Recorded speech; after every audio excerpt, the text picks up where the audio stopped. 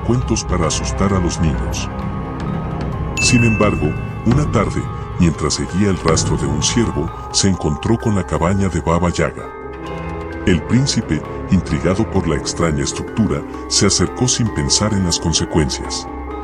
Pronto, la cabaña se detuvo y Baba Yaga salió a recibirlo.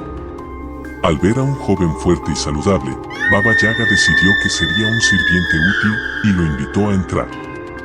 El príncipe, que no tenía miedo, aceptó la invitación. Baba Yaga le ofreció comida y bebida, y aunque el príncipe sospechaba que había algo raro en la anciana, aceptó su hospitalidad. Después de la cena, Baba Yaga le dio una cama donde dormir, pero lo que el príncipe no sabía era que la cama estaba encantada.